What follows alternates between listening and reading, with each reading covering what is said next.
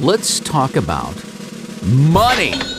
Imagine you just learned that a loved one named you as the sole heir to their will, or that you just won the lottery. You've never had wealth like this in your life. So what would you do with the money? Buy a giant house for your whole family? Fill a pool with cash and swim in it? Yeah. Buy a sports team? Take all your friends on a vacation to a private island? Forget that. Buy the private island. The possibilities are nearly endless.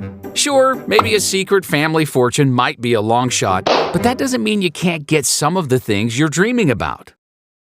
Let's meet Miranda. Once upon a time, she was sitting in a ROTC class just like you.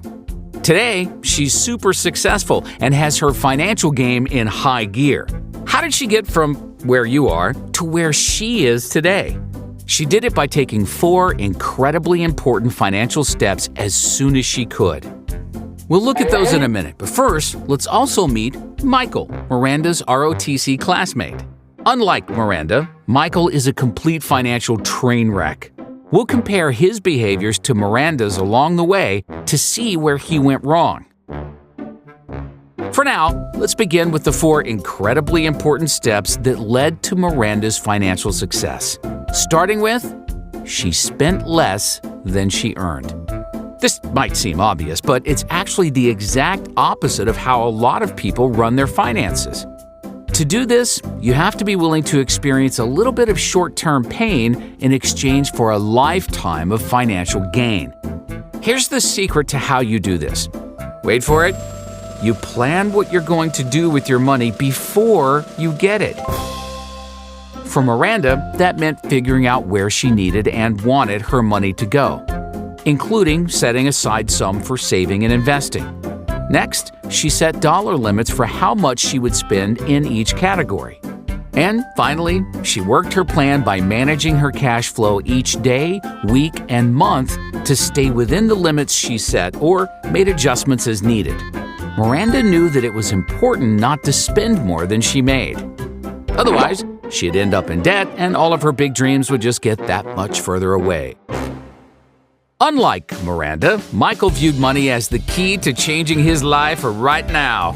He bought stuff for himself, his family, and his friends. He wanted everybody to share in his success. I'll worry about budgeting my money after we've all had some fun, he thought.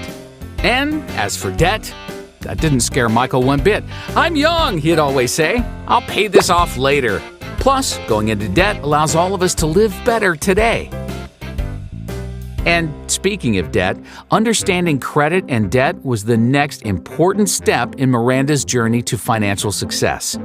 Miranda knew she needed to use credit and debt smartly because she understood that debt is like dynamite. Used appropriately, it can make things happen a lot faster.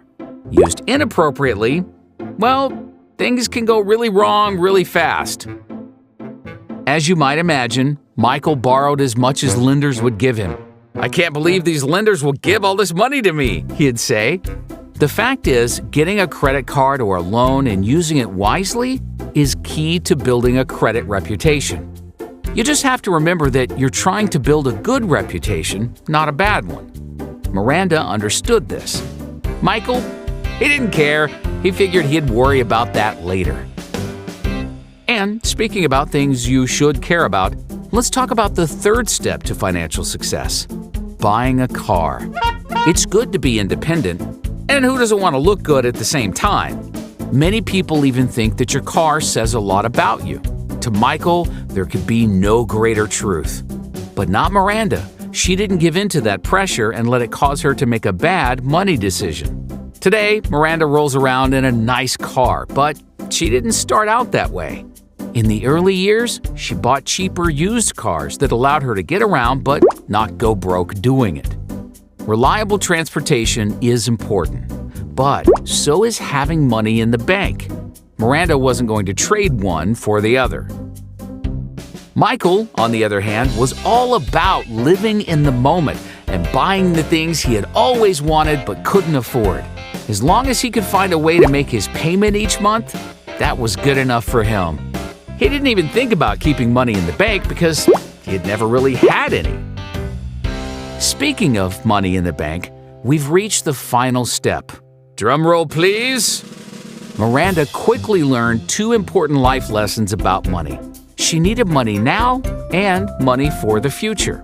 For some reason, crazy things kept happening to Miranda, like the time her puppy ate her cell phone, or when her little brother needed a quick loan. Miranda decided it was a good idea to have money in a separate bank account in case something went wrong. She also realized she would never get rich if she didn't start automatically investing money now for her future. At first, she had $20 taken directly from every paycheck before she ever saw it or could be tempted to spend it. But then, with every pay increase, she was able to invest a little more. Before she knew it, Miranda was setting aside more than she ever imagined. Even better, her pile of money was also working for her because not only were her contributions earning returns, now her returns were earning returns too. As for Michael, saving and investing ran completely counter to his "you only live once" attitude. He never had anything left to save after spending it all on himself, helping his family, and treating his friends to a good time. His plan was just to worry about it later. But unfortunately, later never came. Michael continued to make poor financial decisions and tried to help everybody else until he was in so much debt that he couldn't make a good financial move if he wanted to. Because he's broke today, every minor problem becomes a major problem. He can't help anybody, especially himself, and he spends much of his time totally stressed out and unhappy. Miranda, on the other hand, is living large. Let's recap Miranda's journey to financial success. First, she spent less than she earned. Second, she understood the risks of credit and debt and how to use them to her advantage. Third, she bought cheaper used cars when she was starting out. And finally, she began saving for the unexpected and investing for her future as soon as she could. Does Miranda still wonder what it's like to get a sudden windfall of money? Well, unlike Michael, who regularly buys lottery tickets in hopes of escaping his miserable money problems, Miranda only buys a ticket every once in a while for fun. After all, it was these 4 steps that were her real ticket to success.